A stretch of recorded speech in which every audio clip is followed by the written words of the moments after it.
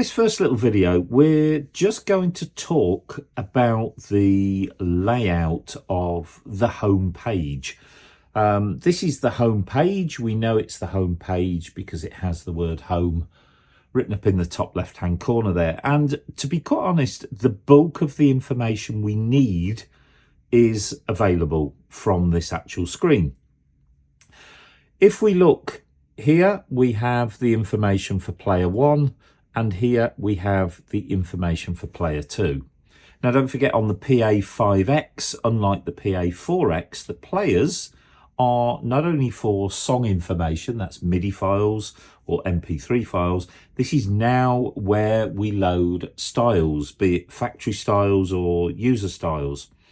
And we can fade from one of the players to the other. And if you notice, the color scheme changes. So actually in your line of sight all the time, you can actually see which player you're on. Now, in a future video, we'll show you how you can do a couple of brilliant things by putting two styles together.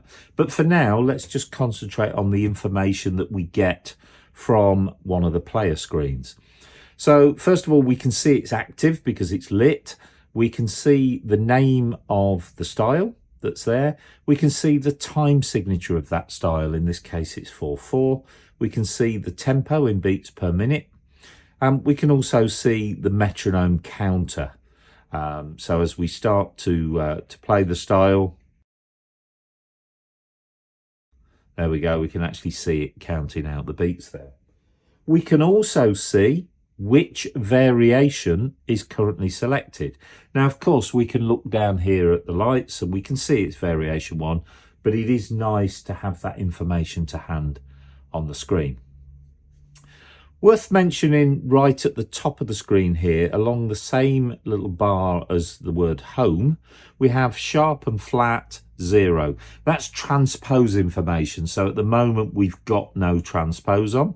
So we can see then from the actual keyboard, the little picture of the keyboard, then it says 0. That is the upper octave information. So if I alter the upper octave, you can see +1, +2, or down into minus. So you can see what octave you've got the upper voices set at.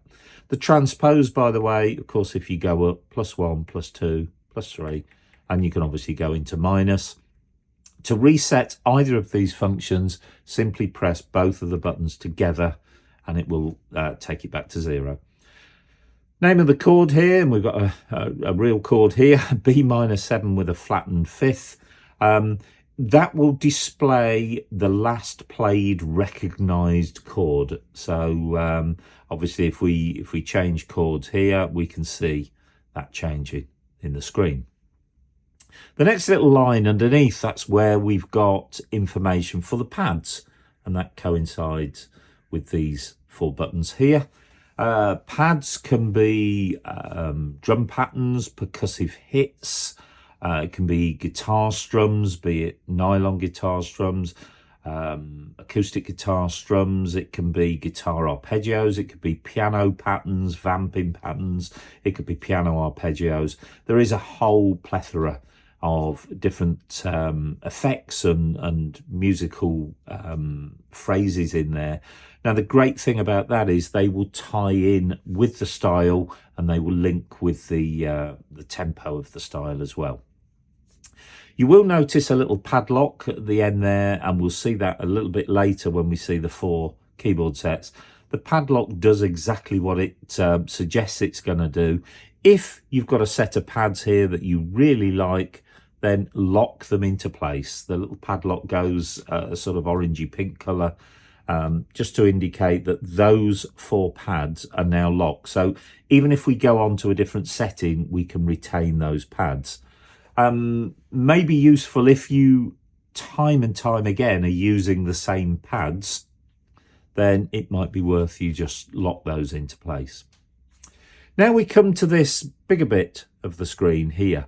Now that's telling us the name of the current keyboard set library that is selected. And it happens to coincide with what's in keyboard set 1. So if I was to change to the next one, which says synth lead, we can see it bigger there because it's picking up this synth lead keyboard set library. Now, in another video, I'm going to talk about the difference, well, and explain what a keyboard set library is and the difference between that and the individual sounds, which you will see on the screen in a second. There's some more information we can find out. Let's go to another keyboard set library. I'm going to load the Austrian Grand, and I've done this for a reason. I know just through experience that Austrian Grand is made up of 2 sounds, but at the moment I can't see which 2 sounds it is. But I know it's 2 sounds because if we look in this right hand part of that particular pane of the window, we can see highlighted upper 1 and upper 2. Whereas upper 3 and lower are greyed out, so they're not being used, so upper 1 and upper 2. We'll come to how we see what those 2 voices are in just a second. There is another little picture of a keyboard below there. The fact that it's all in one perfect line tells me immediately there is no split in place on this keyboard set library. If I was to put the split button on, look what happens to the image of the keyboard. It actually splits in 2, and we know just by looking at that home page that we've got the split function on. Take that back off for a second. The next little line, that gives us the 4 keyboard set libraries, or let's call them registrations, sound settings, whatever you want to call them. They are the 4 that were selected automatically by the rhythm that's on there. So we've got electric piano, synth leads, sax ensemble and brass, and electric grand pad. Now, let me just go in and choose a totally different rhythm. I'll choose jazz quartet. If we press exit, which will always take us back to the home page, now you see we have 4 totally different sounds because these are the sounds that have come up as a preset with that particular rhythm there. Now, let's go back to our Austrian Grand again for a second. Oh, I should have just mentioned again, as with the pads, there's the padlock.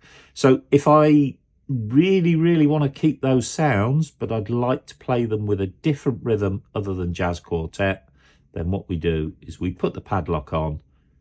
Now when we go and choose a different rhythm, let's choose Sweet Bossa Nova, I've still got my same set of sounds. So that's a really useful feature.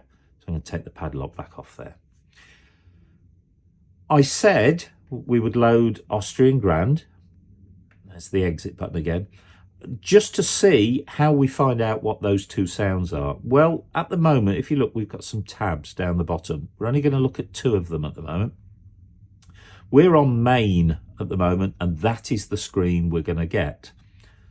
But if we go to the next tab, keys, now this may be more of a familiar screen to many of you. So if you've got PA700, PA1000 or PA4X, you'll be familiar with it showing the individual sounds for each section. Actually, on the those keyboards we just mentioned, the sounds stack down on the right hand side of the screen, but now they run across the center of the screen. So we can see again, as we saw before, upper 1 and upper 2 on those little lines on the main screen. Let's just go back and show you there. They were illuminated, exactly the same here. So upper 1, upper 2, upper 3 and lower grayed out. So that's in keeping with the information we saw before. But now we can see the individual sounds for each section. So I hope you see there, and in other videos we're going to cover these tabs and we're going to look at how we change these sounds and why they are different to the voices labelled here in the keyboard set library, because they say piano, electric piano, organ, and that's where a lot of people go and just select sounds and they think that's all the sounds the instrument's got. So we'll be covering that in a later video, but there's just a brief tour of the home screen.